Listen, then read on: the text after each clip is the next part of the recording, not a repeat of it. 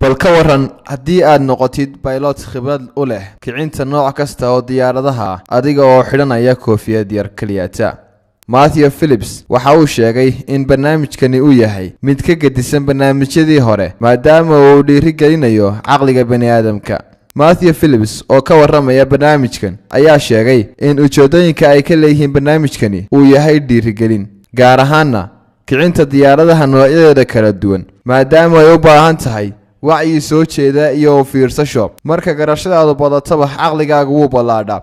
habkan waxa loo yaqaanaa neuroplasticity, waxaadna halkaa ka ogaanaysaa in shaqooyinka qaar ka mid ah sida fahanka iyo hadalku ay kaga yaalaan qayb cayiman oo la eg ciddi maskaxda gudaheeda. barnaamijkani waxa uu isku xidhayaa dhinacyada iyo dhinacyada kale ee maskaxda marka la barto. waagii hore masaaridu waxay adeegsan jireen qaab ay maskaxdooda ku beereen 4,000 sano ka hor, iyaga oo ku soo jilaaban jiray qaab korontaysan si ay u yareeyaan xanuunka. Ben Franklin laftiisu waxa uu madaxiisa u adeegsaday koronto, inkastoo warbixinaha saxda ah ay sheegayaan in habkan uu bilaabmay bilowgii 2000, balse waxa uu cadeeyay Mr. Matthews in uu ugu shaqayn doono si uu u horumariyo barnaamijkaasi.